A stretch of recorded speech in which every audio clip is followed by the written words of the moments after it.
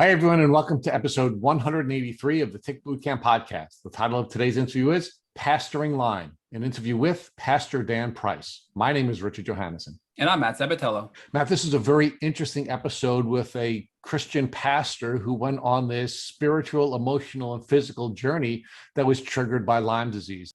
And Rich, Pastor Dan taught us so much. The first thing he talked to us about is how traditional doxy dosing is not enough. He then went on to talk to us about damage that can be done to the brain from Lyme disease and how to overcome it. He then talked to us about how he had to pivot from treatment to treatment until he finally found success and reached remission.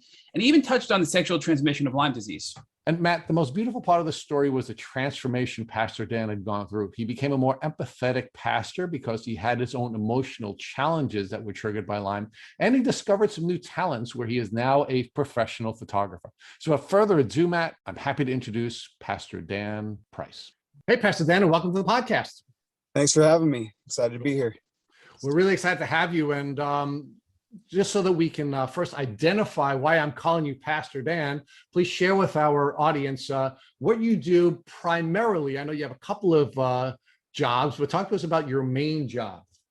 Yeah, so my main job, I work at a church in Bend, Oregon as an executive pastor, and I do music too. Have been doing that in a couple different churches for the past about 20 years. So that's been my main career. I've had a couple other careers on the side, but that's my main job there.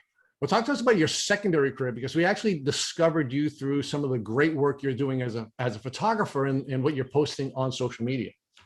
Yeah, so actually, and my secondary career relates to Lyme disease because it started because of Lyme. So that might be something to get into at some point here. But it's as a photographer, I do nature landscape photography, and that's primarily what's on my Instagram, but I shoot for a lot of big brands and companies and do a lot of work outside of my normal job because of what I've been able to do there. So yeah, it's a fun one. So we're going to come back to that, of course. So talk to us about your childhood. Where did you grow up and what were your goals when you were growing up? Yeah, so I grew up in Akron, Ohio, so Rust Belt town in the Midwest.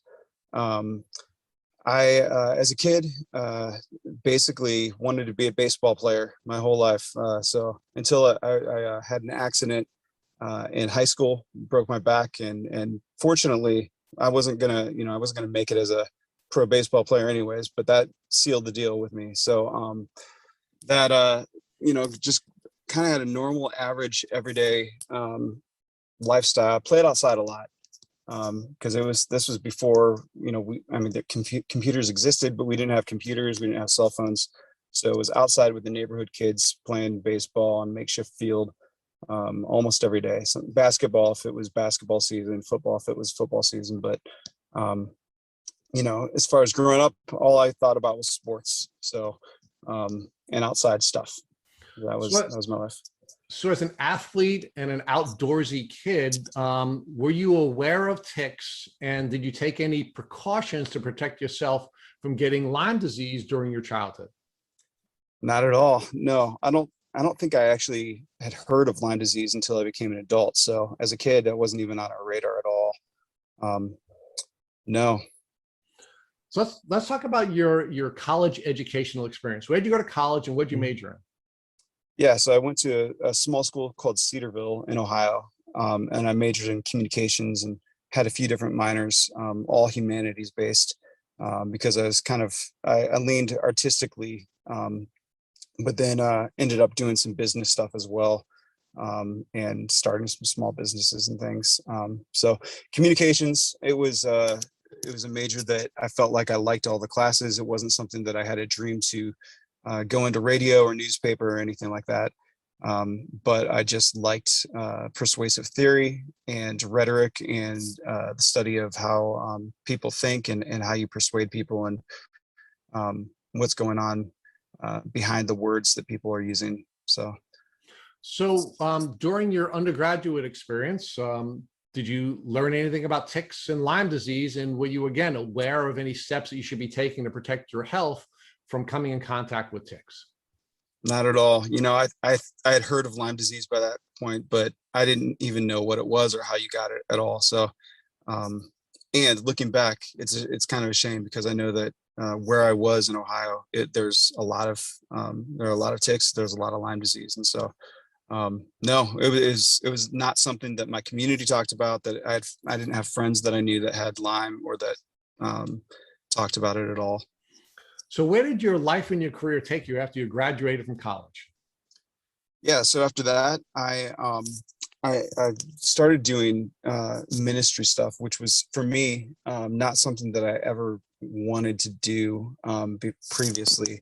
I grew up in a house where actually my stepdad was a prison chaplain, and it was he like stepped out of a business career because he had this heart for prisoners, and trying to make a way for them to kind of repair the damage they'd done in their life and make things right with God and with people that they've hurt. And so he left a business career to do that. And I saw just how hard that was. Never wanted to enter into ministry and stuff, but I had some opportunities that were in front of me that were kind of life-changing experiences with building into people. And that led me into taking a job at a church in Columbus, Ohio, as a youth pastor, and doing music stuff. I played in bands, so music was a pretty easy thing for me to kind of bring over to the church world as well. And then ended up in Michigan for several years, for about 15 years. And through that, then started doing the business side of the church that I was in. It grew a ton and needed more organizational help. And so I did staff management, organizational policy structure, all of that stuff. And became the executive pastor at that church, and then ended up coming out here about 3 years ago to Oregon. So let's talk about your time in Michigan. Is that the time when you first started to show the symptoms of what you now know to be your Lyme disease? Yeah. So, I was in Michigan, and I was honestly like pretty active, pretty outdoors, as much as I possibly could be. Played sports as an adult, played in basketball league, played softball and hiking and everything else that I could possibly do, disc golf. So I was outside, I was active, I was lifting weights. It's weird to look back on pictures of how strong I was, 7-8 years ago. Because I'd been lifting, 3 or 4 times a week. Our social life, I was married, I have 3 kids, and we were busy in a fun way. We had people over to our house all the time. I would say that now I'm probably more of an introvert than an extrovert, but then I felt like an extrovert. At least I was energized by people. We had people, seriously, probably 3 or 4 times a week at our house. Sometimes it was huge parties of 40 or 50 people all hanging out. So we were a very go type of family. Kids all, were active, played sports. Son played soccer, daughter played dance. So we're taking kids all over the place too. Just kind of living a normal young family type of life that was active. All right, so you have this active family and you have this active professional life all sort of folding together. Mm-hmm. You're an extrovert and you're in Michigan, right? And now, what did you know about ticks and Lyme disease in Michigan? Meaning, were there any health education programs, or were there any awareness programs in Michigan? Because we're aware of many people who got Lyme disease. In fact, one of our very good friends and one of the leaders in the Lyme community actually got bitten by a tick when she was visiting her husband's family in Michigan. So obviously it's a huge problem. Were you aware of the problem before you got sick? At that time, I didn't know of anyone that had Lyme.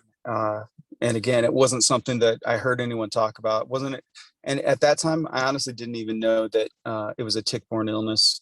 And so, no, I was pretty unaware. I would, the only reason we used off or DEET or anything like that was to ward off the mosquitoes, because the mosquitoes are pretty bad in Michigan. But it had nothing to do with ticks or disease or any of that. So I was unaware. Your symptoms. What were your early symptoms, and how are they affecting this very active life that you and your family were living together? Yeah, so it was 2012. It was late in the year. I think it was like December, and my symptoms, I feel like, are atypical compared to other people that I've talked to. Maybe they are, maybe they aren't, but at least the people that I know, it wasn't quite like mine. But I remember getting a fever, a low grade fever, in the 100-degree, about there range. And it honestly didn't really go away for more than a day or so at a time for 4+ years. And so I started feeling sick. I honestly thought I had a flu. It was Michigan. It was starting to get cold. It was flu season. And so I was sick. And I remember after 2 weeks of just having this constant fever and feeling this fatigue that was just beyond any fatigue that I've ever felt before. What is going on here? I don't understand. Like, this sickness is not going away. And then it probably took me a month and a half before I went to see a doctor, because I was just like, what is going on? And that started aching. You ache when you have a flu, but I started aching really bad and not being able to sleep. My joints were hurting. And so symptoms. And I honestly thought, man, this is a flu that's not going away. The doctors kind of didn't take it seriously at first either. And so they're just kind of like, well, it looks like you have the flu, just kind of deal with it. You'll get better. And I'm like, okay. But it kept going. So then let's talk about that moment in your life where you have this low grade fever for a long time, and you're feeling fatigue unlike anything you've ever felt before. Mm. First, talk to us about how those symptoms were impacting your family, meaning what impact was it having on your wife and what impact was it having on your children? Yeah, that's a great question. And that's probably honestly like one of the hardest things for me to think about, because for me, I can deal with being sick on my own and everything, but I know that it impacted my family a lot. And so the emotional toll that honestly that took on me was probably greater than just me being sick. And so my wife is a champ. She honestly went into caretaker mode. We didn't know what was going on, but she knew I was sick. And I can't, I know there's so many stories of couples not being able to make it through severe sickness like this. And I attribute it all to her and her character and who she is, that she just stuck with me, took care of us. She stepped up into being really the mom and dad for our kids in a lot of ways.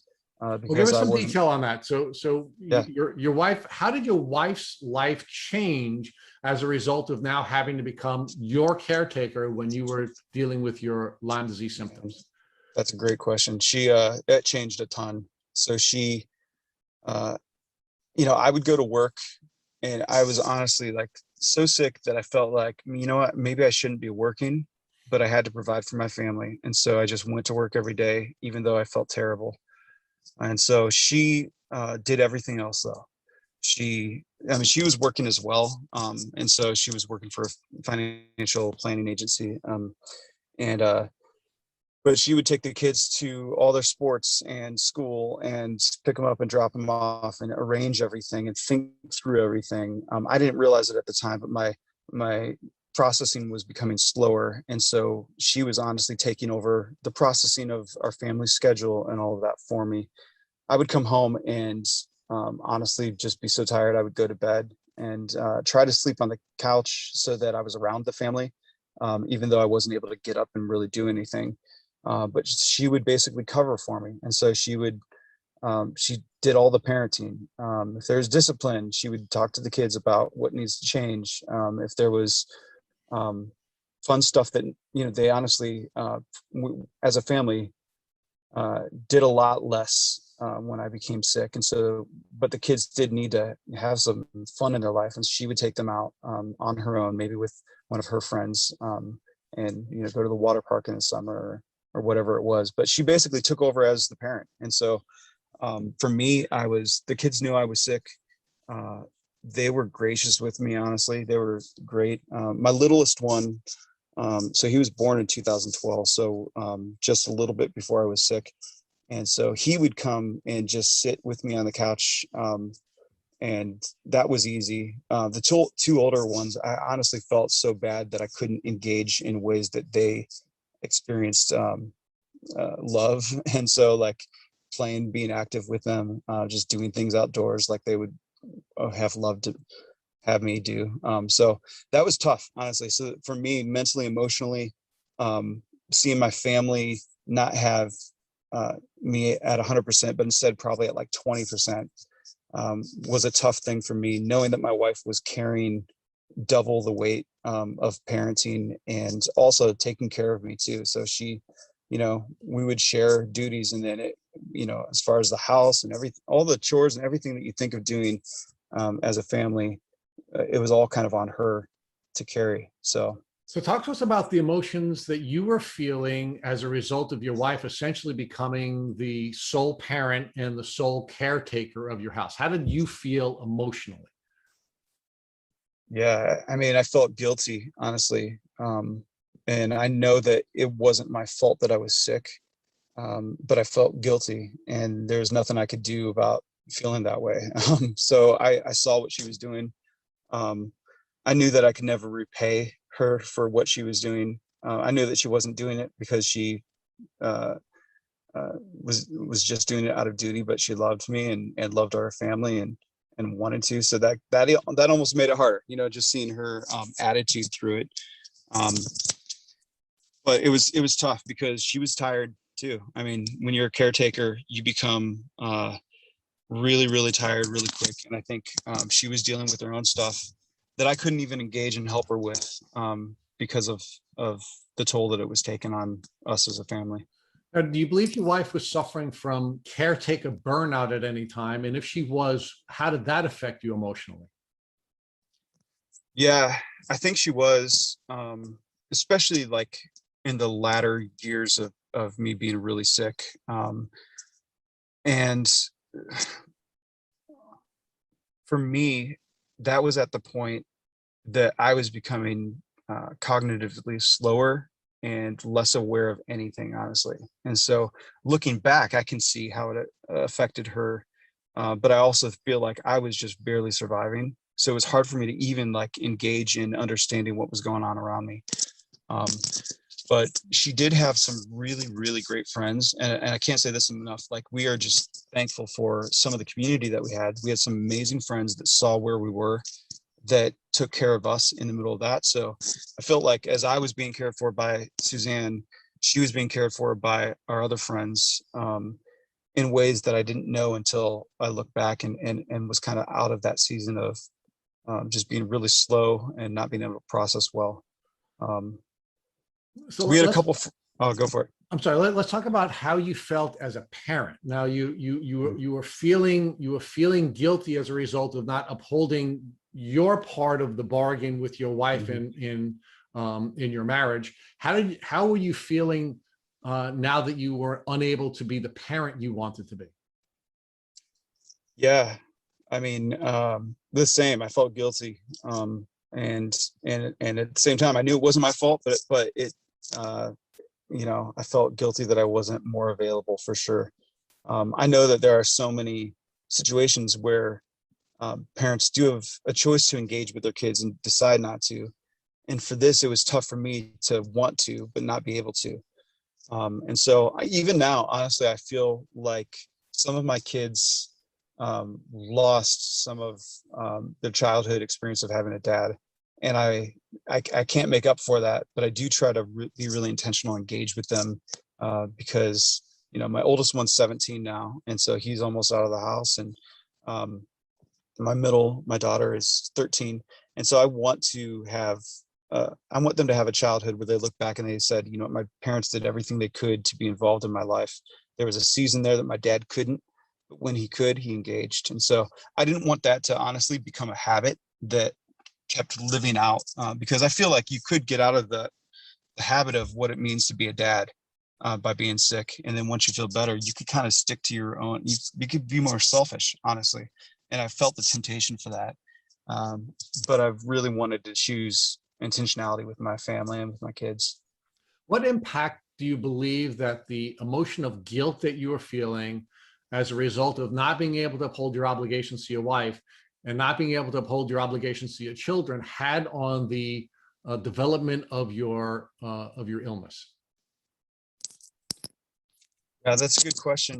It's it's so hard for me to say because there's so many factors that play into what sick was for me. So, when you define what is Lyme disease and what is it like to have Lyme disease, it's so many things, because it's physical, it's mental, it's emotional, it's spiritual, it's all those things for me wrapped in one, and they're all hurting in different ways. And so, um, whether the guilt caused anything with my sickness, or it was a result, or was combined and was some of each, I feel like mentally I was deteriorating, and my emotional state was deteriorating as well, and guilt was part of that. And so, I was frustrated, because you know you get to this point where, like I was ready to, if I was going to die because of this, I had kind of made peace with the fact that, okay, I could die from this, but the fact that it was just going on, and it was the sickness that seemed like it wasn't going to have an end. I didn't know if I would ever get better. I didn't know if I would see any rate of recovery at all. I thought this might be my life. And so honestly, that, and knowing that I couldn't do what I felt like I should be able to do for my family, combined to become a frustrating thing that probably snowballed into a bigger and bigger deal as I got sicker and sicker. And so it was something that, like, I felt frustrated a little bit at the beginning, and then, man, by a few years into this, I'm like, I didn't know what to do. I was helpless. So Dan, let's talk about what you were able to do. You said that you needed to provide for your family, and as a result of that, you were going to work even though you weren't sure that you had the capacity to work. How Yeah. are things going as the executor pastor at the church you were working at in Michigan during this window of time when your symptoms were developing? Yeah, great question. I mean, I I felt like I was doing the um, bare necessities to be able to get my job done, and was making it happen through sheer will. And I had some good help around me too. So I had an executive assistant that saw that I was sick, and that was really aware of what I needed and how to prepare me for meetings. And so it's kind of crazy. She would collect my notes after a meeting, make notes for the next meeting that I had with someone, and prep me 15 minutes before I had the next meeting with someone, and just kind of like walk me through what I needed to do. And so I felt like, between having help that was really good, and just knowing that, like, if I don't do this, I'm not sure how my family's going to get taken care of, and forcing my way to be at work. Um, it was tough though, because I felt like I wasn't giving anything beyond just baseline function to the people I was serving. So talk to us about, you're the spiritual leader of a community at the time. How were you failing to meet the needs of that community because you were sick, and what impact was that having on you emotionally? Yeah, that's a great question. I think it would depend on uh, the different people that I was serving. So we had a staff of about like 50 or 60 people, and my primary focus was taking care of them. And so we had other people that were speaking on the weekends, preaching and teaching, doing all of that. But my focus was on the staff. And so I felt like uh, it was like triage more than it was development of people. And so I was triaging situations. I was trying to figure out how to prioritize my time when it was so limited, and when my energy was so limited. And so, I think some people were probably served okay with that. And then some people honestly weren't developed as much as they could have been if I would have been 100%. Now let's talk about where you were spiritually. As a result of your developing illness, as a result of your failure to meet your obligations to your wife, to your children, and now to the community of people that you were serving, did that cause any doubt to creep into your spirit? Yeah, I mean, doubt, I don't think so, honestly, to be, and I know that sounds weird. It seems like there would be doubt. But my faith was pretty strong. Not because I felt like I was strong in that, but because when I look at my faith and what I see in the Bible, I see people suffering, and I see instruction on what it means to suffer, and I see a hope where there isn't suffering anymore. And so I kind of clung to the stuff that I felt was true in the middle of my suffering. That doesn't mean that I wasn't angry or upset or hard that I was going through it, because I don't want to go through this. And so I think back to, there's a character in the Bible called Job, going through just crazy, crazy suffering that God was allowing. And there was a purpose behind it and everything, but he wasn't allowed to see that for most of it. And so I kind of clung to stuff like that in scripture. I'm like, well, this doesn't go against my faith. This actually fits into my faith pretty well what I'm going through. I'm still angry and upset about it. But it wasn't something that made me doubt, I guess. So you were grieving at the time, and part of Mhm. that grief was that you were angry, and part of that grief was a process of sadness. Yep. But was there any bargaining during that grieving period? Meaning, were you bargaining with God, or were you bargaining with anyone? And during that process, did you ever have any doubt about whether or not you would get better? Oh, you know what? I can't really remember if I did any bargaining with God. It's definitely possible. So much of that, my mental, I mean, on the one hand, you're laying in bed every second that you're not working when you're that sick.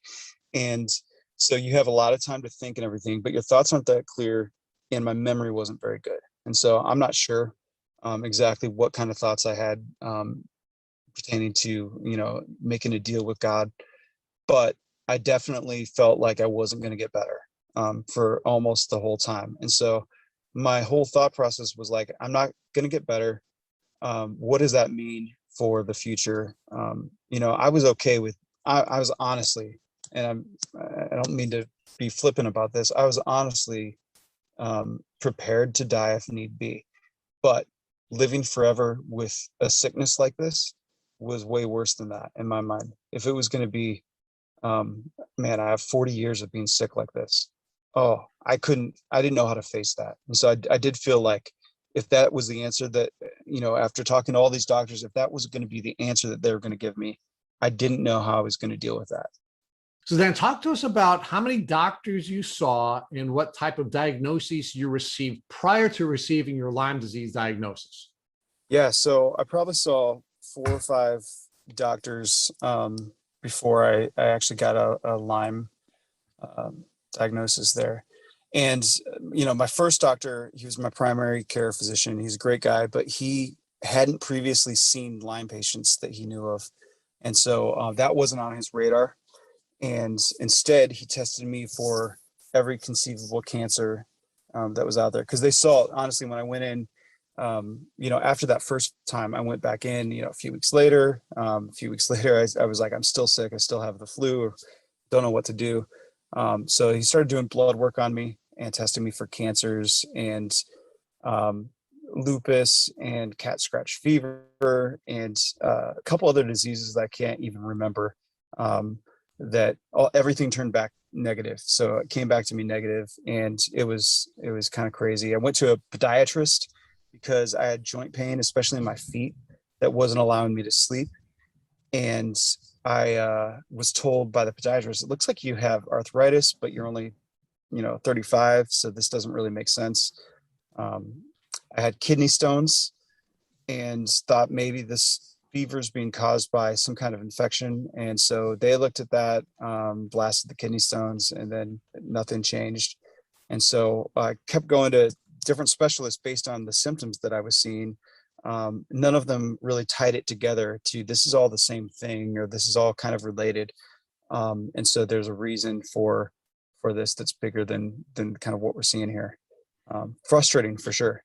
So Dan, I want to revisit the faith and doubt question with you, only because Mhm. you're a pastor, and I think it's important for us to ask questions within your realm of expertise. So you said to me a little while ago that you didn't lose faith, meaning you didn't lose faith in God, and that you had your touchstones, and you had biblical characters like Job that you could rely on. But it does sound to me that you lost faith in your ability to heal, that you were going to sort of be sick and perhaps even die. Why do you think your faith as a Christian and as a pastor didn't help you to believe that you were going to have the ability to heal when you were in the throes of these challenges? Yeah, that's a great question. And I mean, the basic answer is that in my faith, healing comes in the next life, as far as complete healing. And I had seen too many people that had strong faith that passed away. I'd been in hospitals. I'd been with families as loved ones passing. My dad passed away when I was 4 from cancer. And so I knew that that was part of life. And also when I looked at scripture, it was consistent with that. And so I didn't feel like there was any promise from God that you're going to be healthy and live out your dreams. That doesn't mean that I didn't want to, and that I obviously don't want to go through Lyme disease again. I don't want to face health issues like this again. But there's no promise from God, or when I see what I see in the Bible, there's no promise there that in this life that's going to be healed, but it is going to be healed someday.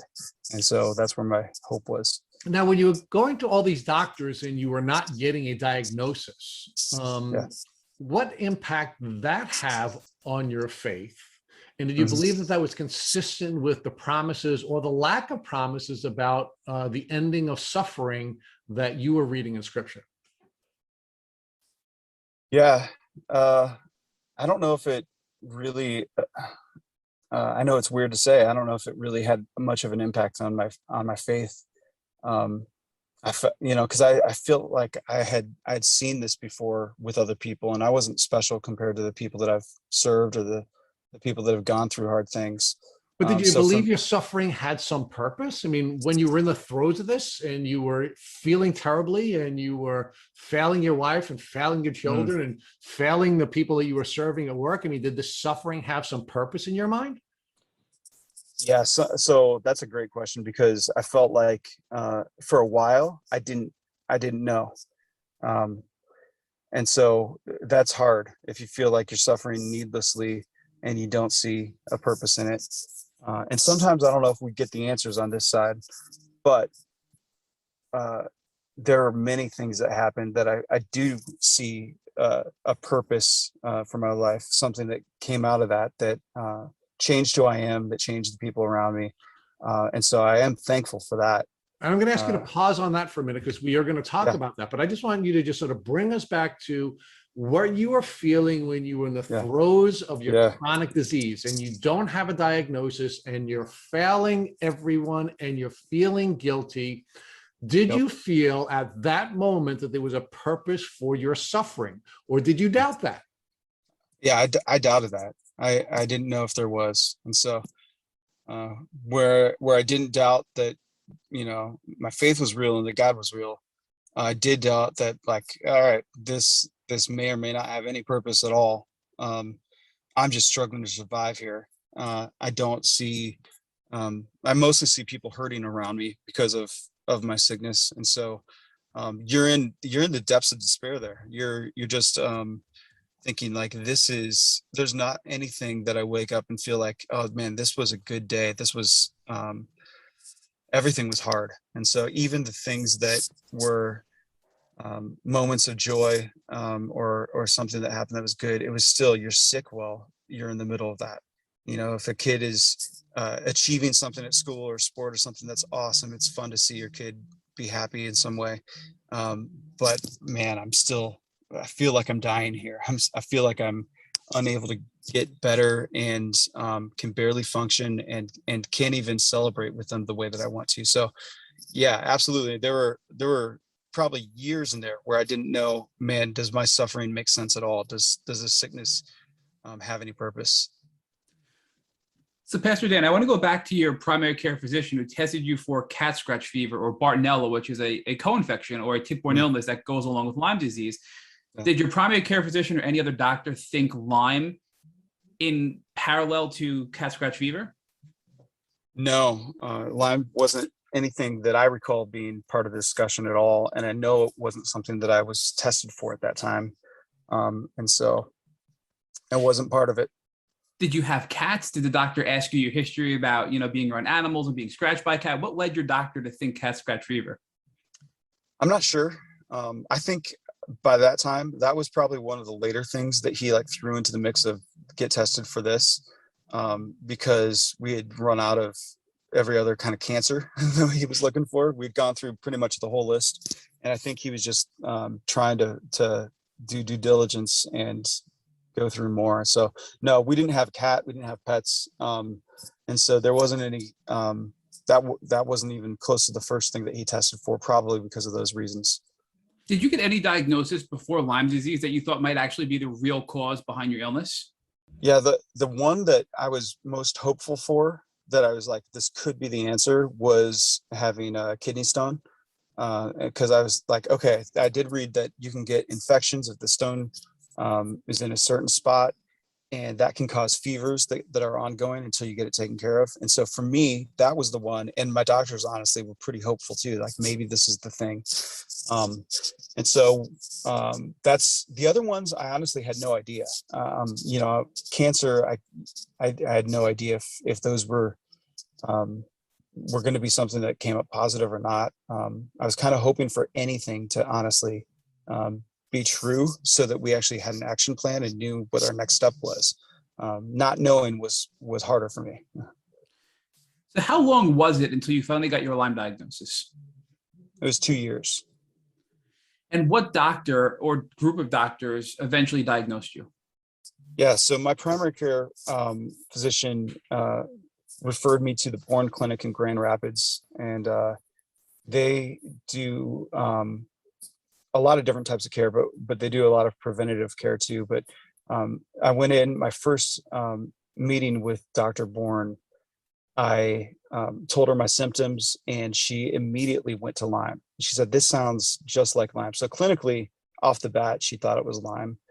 And then she did a test. I think it was the Western blot.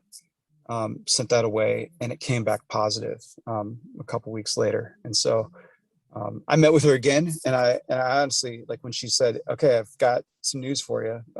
Your Lyme test came back positive," I got excited because I didn't know what Lyme was. And so I was like, yes, this is finally, we have an answer here after a couple of years of this. And she said, hold on, this isn't something to honestly get excited about, because this is a tough disease that some people don't recover from, and it's going to be a long road ahead. And around this time, your wife started to have some health issues too.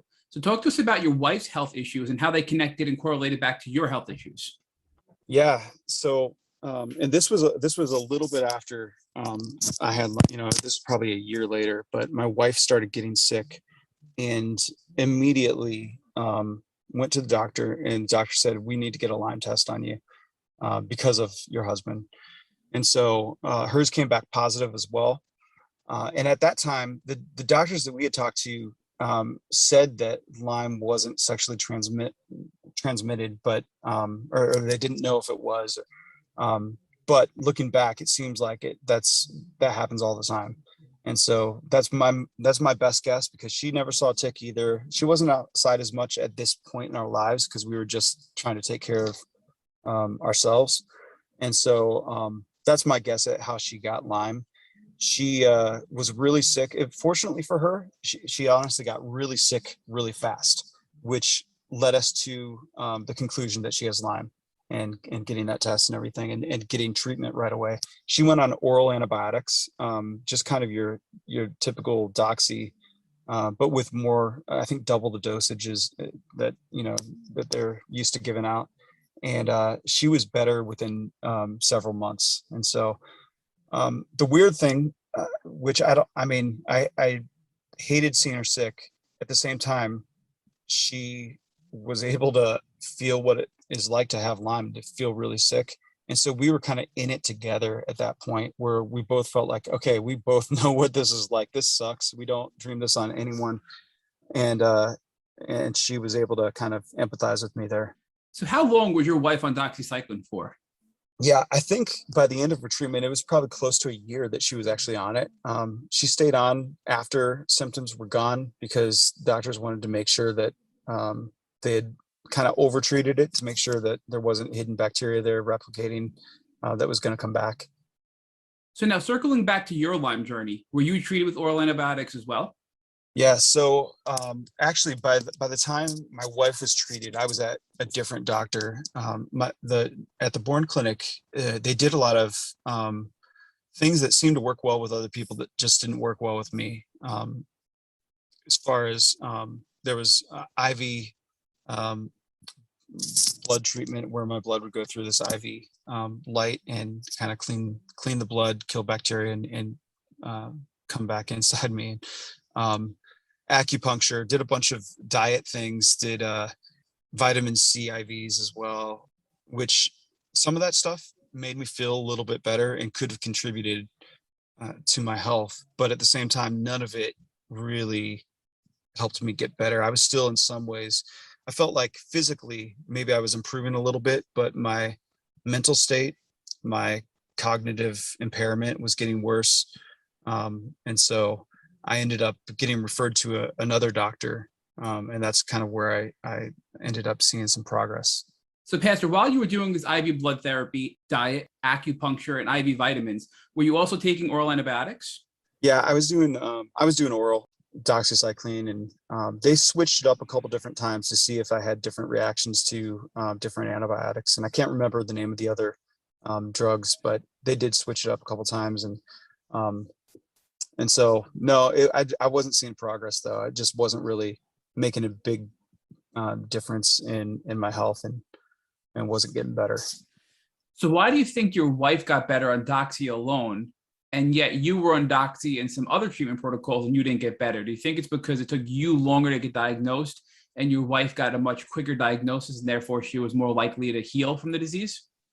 That's my belief, is that we caught it with her as soon as she started showing symptoms. And 2+ years into mine, I feel like the bacteria had replicated enough that it was just a bigger thing to deal with. And so for her, even though she felt really sick, I felt like they caught it early enough where it didn't take long once she was on doxy to start feeling better.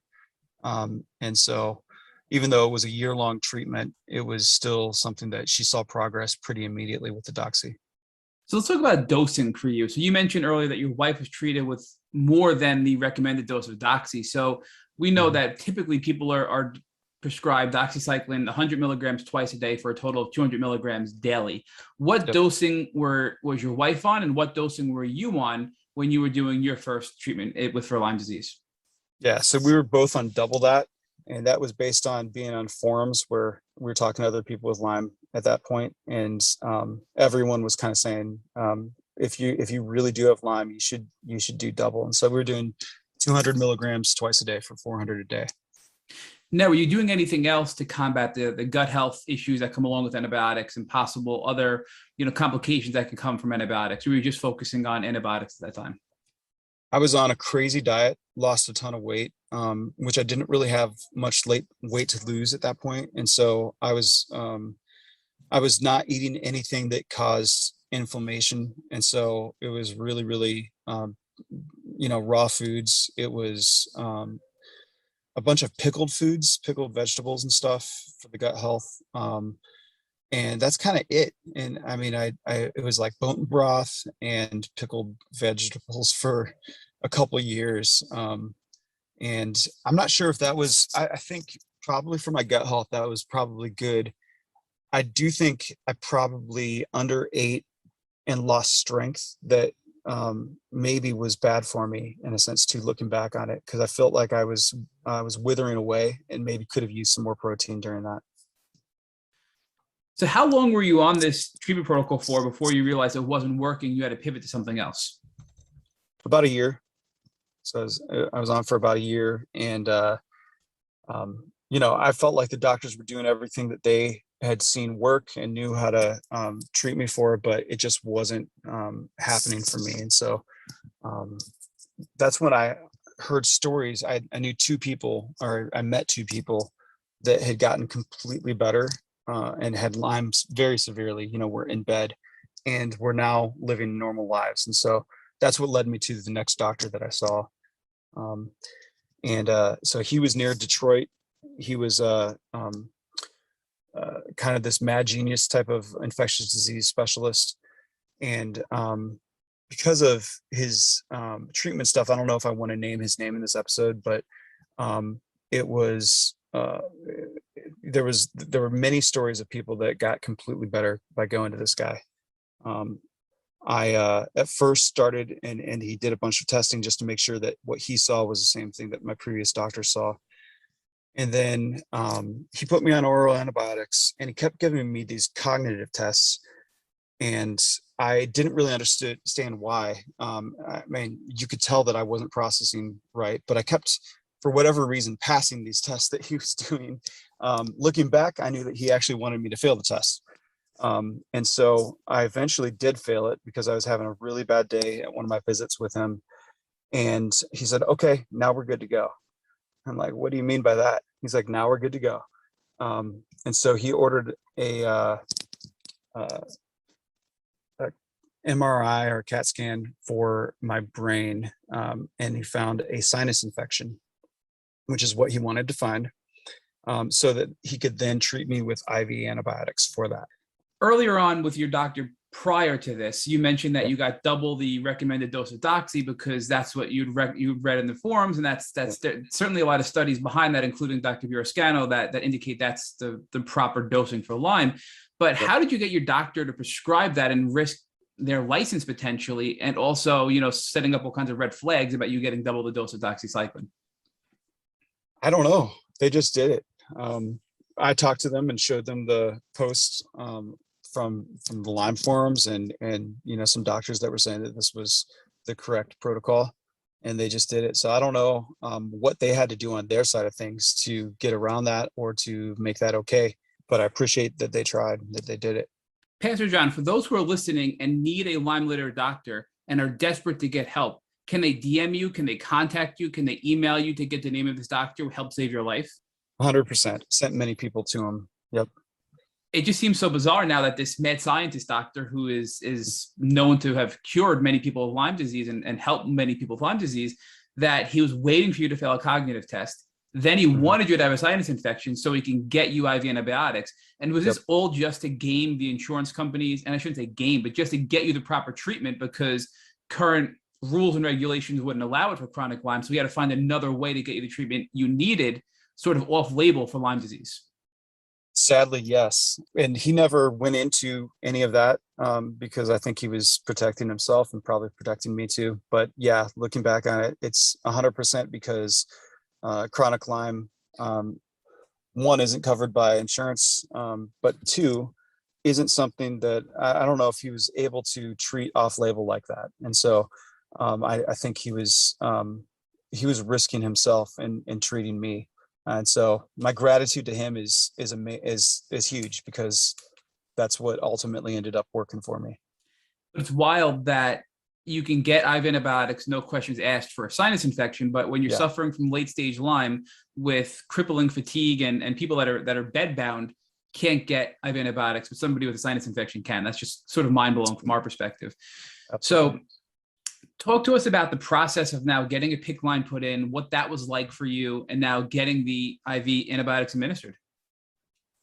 Yeah, the PICC line, man, that was at this point in my life, I'd been through 4 years of being sick, having a fever every day, and mentally just being drained. And I'd never been anxious or depressed before, but I was anxious and depressed at this time. And so I went in for this PICC line, and I was so nervous, and they're putting this tube into your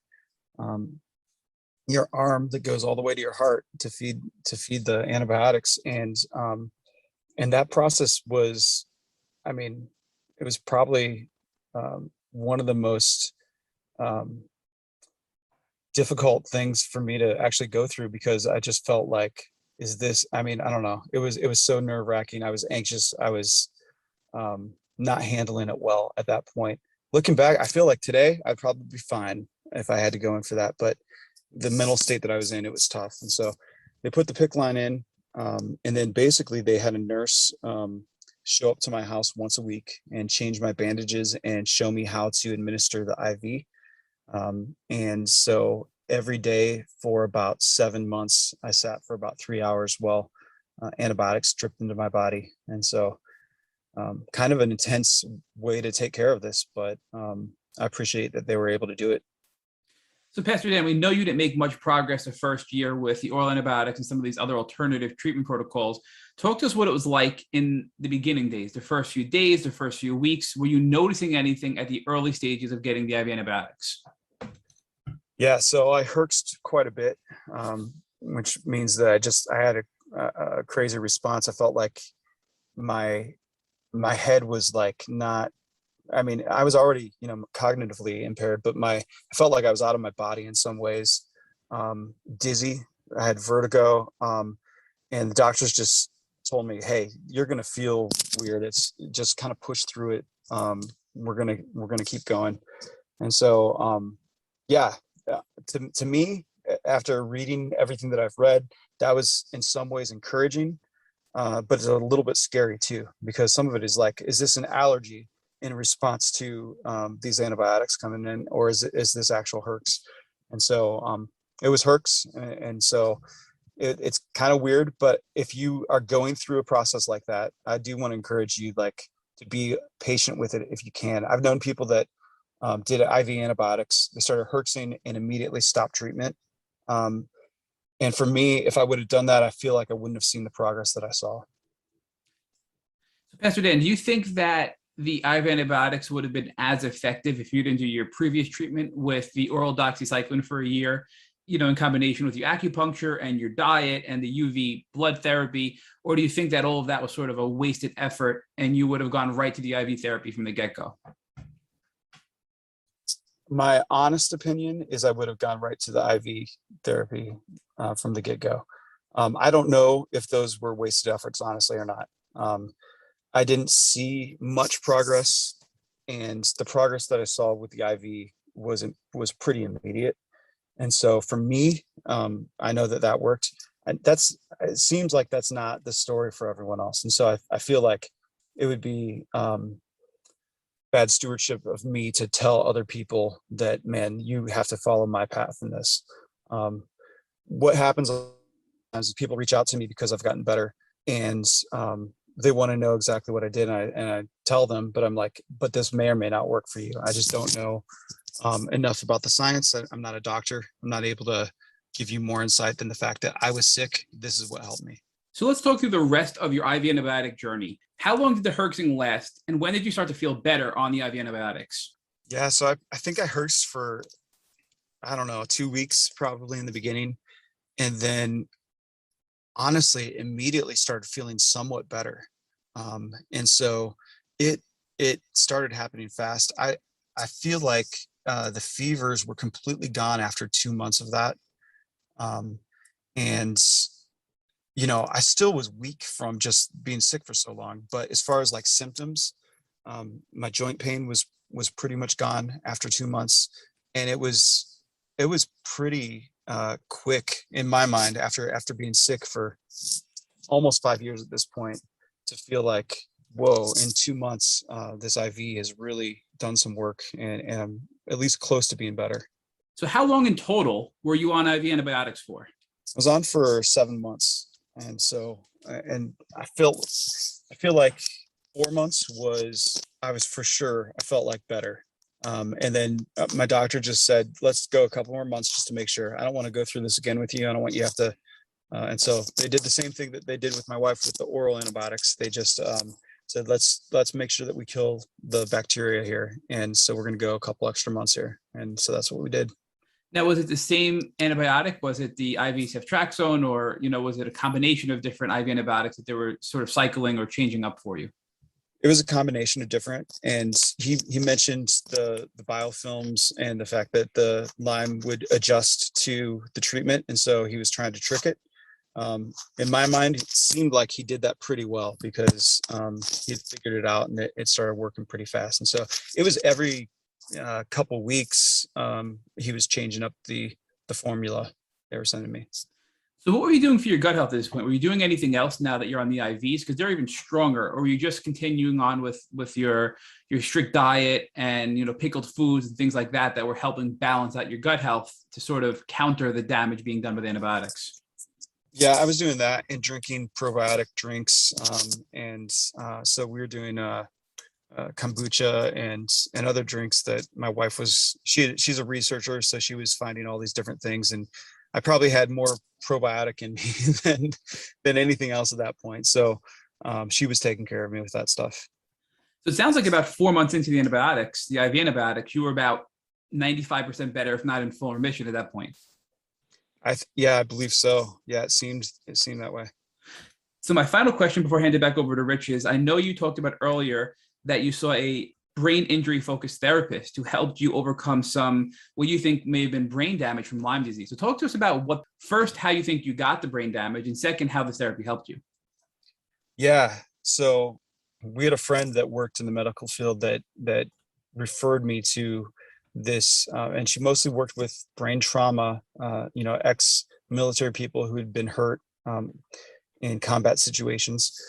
But she was interested in working with someone that had experienced Lyme disease because they knew that there's neurological damage that happens when you have Lyme. And so she basically was a therapist. And so she worked through the anxiety that had grown in me, the depression that I was feeling, but also kind of retrained my brain and gave me confidence that, cognitively I could get back to most of who I was before. And so she just worked through me. We did EMDR. And so a lot of different things. She used a ton of different therapies. Probably one of the most significant things that she did for me was honestly, I'd never taken a psych eval before. So she did a psych eval with me and did an IQ test. And her point, she told me this beforehand, was to prove that I'm more there than I thought I was, and that I was seeing more progress and was going to get to a place of more health than I expected that I would be. And so that really did that. So the results of that were pretty encouraging to me.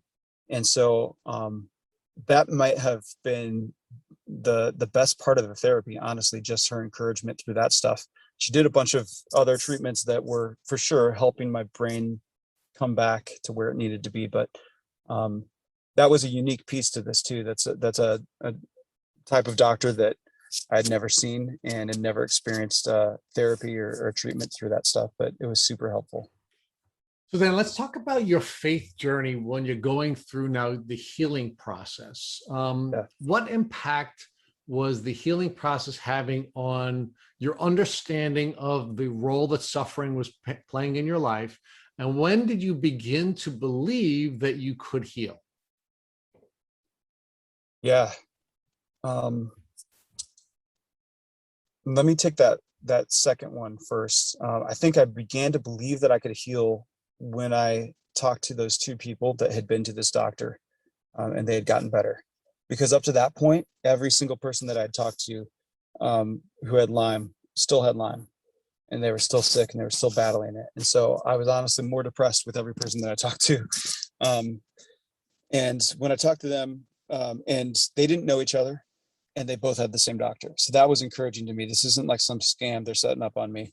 And so I was hopeful there. I really, when a few weeks after I started the IV antibiotics and started feeling better, I was like blown away. Like, this might actually be real.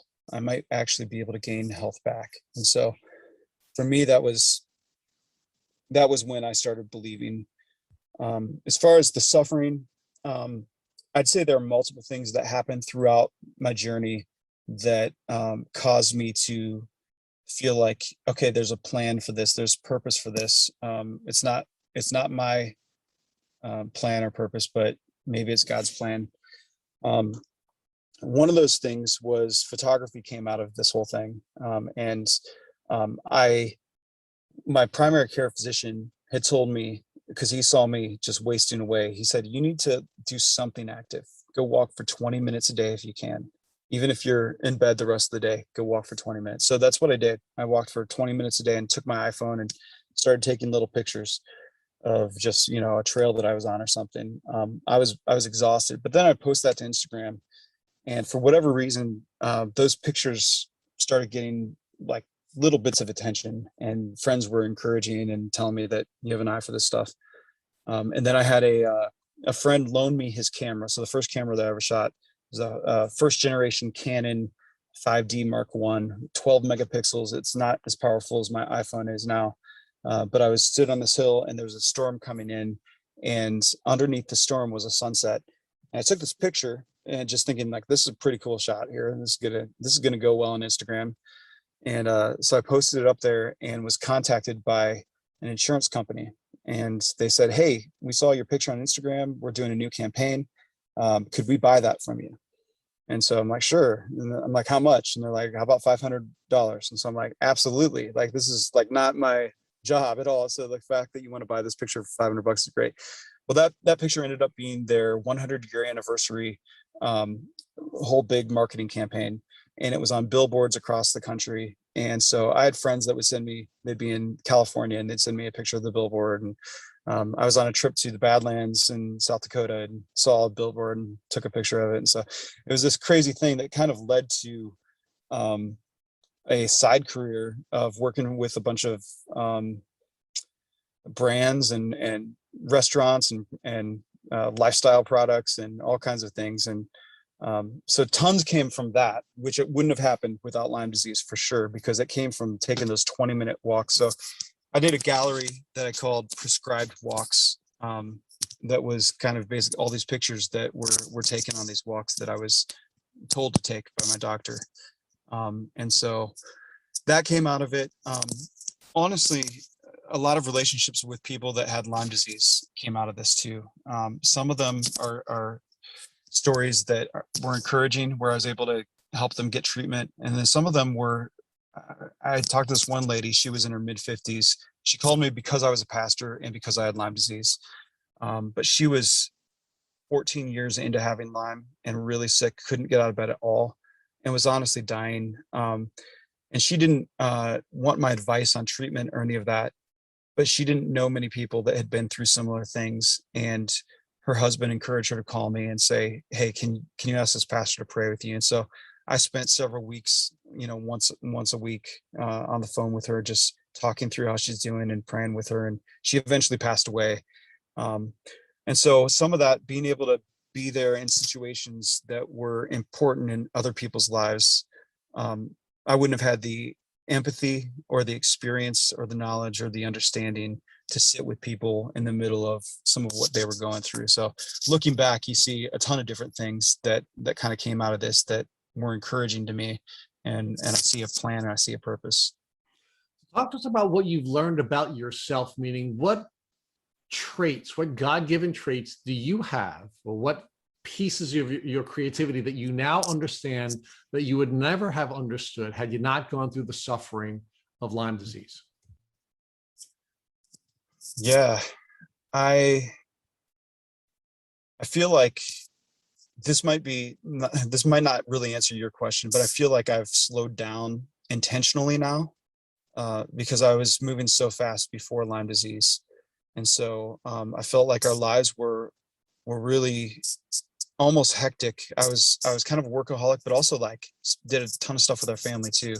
Now I'm like just slower paced on purpose. I feel like when I got healthy, I could have made the choice to kind of run back into the hectic lifestyle that we were in before, but saw some good that came out of slowing down and spending more time with less people.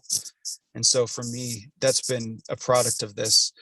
As far as like, who I am and what kind of traits I've seen in myself, I think that this has just honestly been a place where I've learned empathy for a lot of people that I wouldn't have even seen before maybe. And so one of the things that kind of came out of this is I'd never experienced depression or anxiety. And even though I knew that there were medical reasons for both of those in a lot of cases, to me, I felt like, okay, can you choose not to be anxious? Like, that seems like if you can choose not to be anxious, then let's not be anxious. That was really immature to think that way.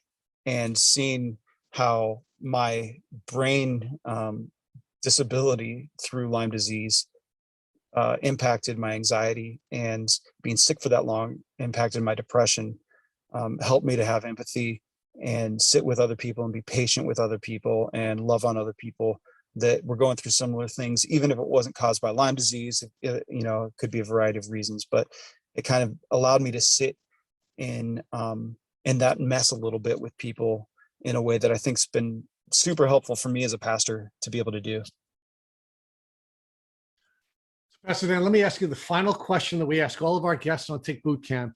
And I'm going to use one of your children as an example. So if God forbid, after this podcast, and we again thank you for doing this podcast while you're out camping, if while your children were running around in the woods while you were doing this podcast, and you exited the car and you went into the tent, one of your children had a tick biting them, what would you do so that your child would not have to go on the terrible Lyme disease journey that both you and your wife had to go on? Yeah, well, I would tweeze the tick out, and I would probably go and watch a refresher video on the right way to do that, because I know that you can do that the wrong way and leave the head of the tick, and you can force them to regurgitate more bacteria. And so you want to do that properly. I would get the tick out and send it in to be tested. And I would honestly automatically try to convince the doctors to give them the double dose of doxycycline, and put them on that one way or another for at least a month, and probably get them tested as well. So hopefully that won't happen. Thank you for listening to the Tick Boot Camp interview with our guest, Pastor Dan Price. To our listeners, we have a call to action. First, if you'd like to learn more about Pastor Dan, please visit his Instagram page at Dan Price Photo. Second, if you enjoyed this episode of the Tick Boot Camp podcast, please share with your friends by using the social media buttons you see at the bottom of our post. Third, Tick Boot Camp has created a Tick Bite blueprint that has been inspired by the information that has been shared with us by past podcast guests.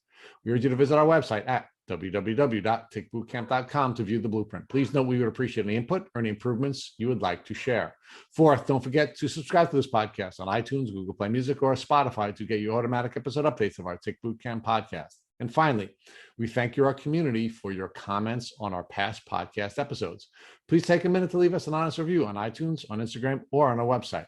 We make it a point to read every single one of the reviews we get. Thank you for listening.